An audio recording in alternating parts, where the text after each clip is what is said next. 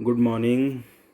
आज आपको चक्रीय चतुर्भुज के बारे में बताते हैं। तो एक चित्र दिखाई दे रहा है, आपको एक चतुर्भुज दिखाई दे रहा है और इसके शीर्ष देखें हम तो शीर्ष ए बी सी और डी, जो इसके चारों शीर्ष हैं वृत्त पर स्थित हैं। तो ऐसा चतुर्भुज जिसके शीर्ष वृत्त पर स्थित हों उन्हें हम चक्रीय चतुर्भुज कहते हैं। तो नाम से भी मालूम हो रहा है चक्रीय चतुर्भुज, एक जिसके शीर्ष वृत्त पर स्थित हों उस चतुर्भुज को हम चक्रीय चतुर्भुज कहेंगे। आप देखिए, हम उदाहरण के तौर पर हमने एक आपके सामने चतुर्भुज बनाया है और इसके शीर्षों पर गौर करें तो जो इसके शीर्ष हैं ये वृत्त पर स्थित नहीं है, तो हम कहेंगे कि यह एक चक्रीय चतुर्भुज नहीं है। तो चक्रीय चतुर्भुज को समझने के लिए आप देखें, एक चित्र बना हुआ है ABCD और यह क्यों चक्रीय चतुर्भुज है? क्योंकि इस चतुर्भुज के चारों शीर्ष एक वृत्त पर स्थित हैं, इसलिए यह एक चक्रीय चतुर्भुज है। तो यदि किसी चतुर्भुज के चारों शीर्ष एक वृत्त पर स्थित हों तो वह चक्रीय चतुर्भुज कहलाता है। तो चित्र में चतुर्भुज ABCD एक चक्रीय चतुर्भुज है और इसकी जो विशेषताओं की मैं बात करूं तो इसके जो सम्मुख कोण होते हैं, जैसे कोण A और कोण C, इन दोनों का योग 180 अंश होगा। सम्मुख कोणों का योग 180 अंश होगा और इसको दूसरे तरीके से हम ये कह सकते हैं कि संपूरक होंगे। इसके जो सम्मुख कोण होंगे वो संपूरक होंगे। इसके अलावा अगर इसके जो सम्मुख कोणों का दूसरा युग्म देखें, कोण B और कोण D, तो कोण B धन कोण D ये भी संपूरक होंगे। तो कोण B और D का योग भी 180 अंश और कोण A और C का योग भी 180 अंश होगा। तो देखें कि जो चक्रीय चतुर्भुज के सम्मुख कोण संपूरक होंगे, या इसको इस तरीके से भी कह सकते हैं कि संपूरक कोणों का योग 180 अंश होता है। इसका विलोम समझें तो यदि किसी चतुर्भुज के सम्मुख कोण संपूरक हो तो हम कहेंगे कि वह एक चक्रीय चतुर्भुज होगा। और अगर इसको हम इस प्रमेय के द्वारा समझें तो इसको किस प्रकार से सिद्ध किया गया है इसको देखें। चक्रीय चतुर्भुज के सम्मुख कोणों के प्रत्येक युग्म का योग 180 अंश होता है। तो हमें सिद्ध करना है कि जो सम्मुख कोणों का युग्म है कोण A और कोण C, इन दोनों का योग 180 अंश और इसका जो दूसरा युग्म है कोण B और कोण D, कोण B और कोण D, इन दोनों का योग भी 180 अंश होगा। ये हमें सिद्ध करना है। और इसके लिए हमने एक रचना कर रखी है कि जो चतुर्भुज था चक्रीय चतुर्भुज ABCD, इसके हमने विकर्ण खींच दिए AC और BD।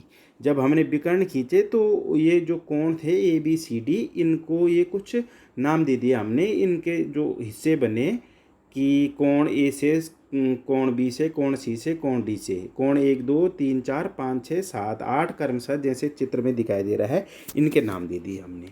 अब ये हमने रचना करने के बाद ये किया, उसके बाद उत्पत्ति पे आते हैं।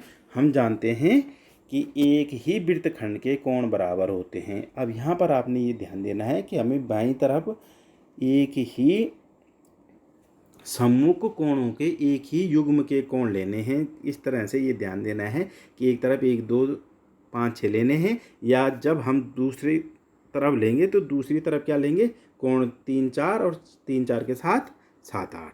तो जब हम इसको करेंगे आप समझेंगे। तो जब हमने देखा कि वृत्तखंड AB के जो कोण हैं वो बराबर होंगे, तो यहाँ पर आप देखें कि जो AB का वृत्तखंड है इससे जो बने कोण हैं कोण 1 और कोण 4, कोण 1 बराबर कोण 4। अब हम BC वृत्तखंड पे चलेंगे तो BC जो वृत्तखंड है इससे जो कोण बने कोण 2 और कोण 7 ये भी बराबर होंगे। और फिर अगर हम CD वृत्तखंड की बात करें तो इससे कोण बने कोण 5 और कोण 8 ये भी बराबर होंगे, हम जानते हैं प्रमेय के अनुसार। इसके अलावा एक अंतिम जो बचा हुआ है वृत्तखंड AD, इससे अंतरित कोण है कोण 3 और कोण 6, तो ये भी बराबर होंगे। यह इनका हमने नाम दे दिया समीकरण 1, समीकरण 2, समीकरण 3 और समीकरण 4, क्योंकि हम जानते हैं कि एक ही वृत्तखंड के कोण बराबर होते हैं। और जब हमने इन चारों समीकरणों को जोड़ा तो हमारे पास आया कोण 1 धन 2 धन 5 धन 6। ये हमने जब बायां पक्ष एक साथ जोड़ा 1 2 5 6 और दायां पक्ष में आया बराबर 4 7 8 3 और इसको रीअरेंज किया, व्यवस्थित किया तो 1 2 5 6 ये एक साथ आएगा, लेकिन 4 7 8 3 की जगह हमने कोण 3 4 और 7 8 को एक साथ लिख दिया। यहाँ 1 2 और 5 6 को एक साथ लिख दिया।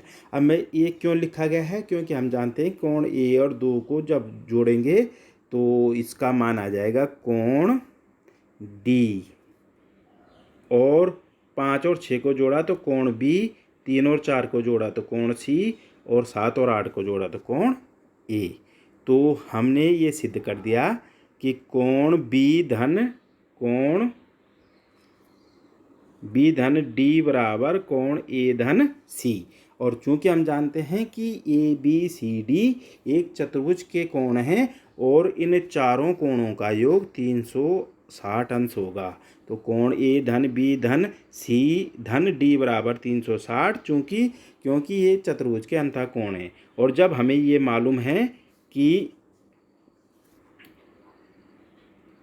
ए बी सी डी का योग 360 है, और इसके साथ और क्या जानकारी है आपको कि बी डी बराबर ए सी, तो हम कह सकते हैं कि बी और डी बराबर जब ए सी है तो ये 360 का आधा हो जाएगा, क्योंकि दो हिस्सों में चार कोणों को बांटा गया है।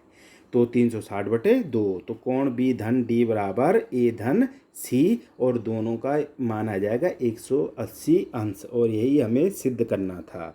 अब हम कह सकते हैं कि चक्रीय चतुर्भुज के सम्मुख कोणों के प्रत्येक युग्म का योग 180 अंश होता है, या इसको दूसरे शब्दों में कहें तो सम्मुख कोणों का जो युग्म होता है उनका योग 180 अंश या सम्मुख कोण संपूरक होते हैं किसी भी चक्रीय चतुर्भुज में। तो आपको इस प्रमेय का यूज करना है जब हम एक्सरसाइज 10.5 के शेष क्वेश्चन करेंगे, इससे संबंधित क्वेश्चन करेंगे, तो आप इस प्रमेय को याद रखें और ये ध्यान रखें कि चक्रीय चतुर्भुज किसे कहते हैं और चक्रीय चतुर्भुज की मुख्य विशेषता क्या है, और इसको आप नोट कर लिए। Thank you.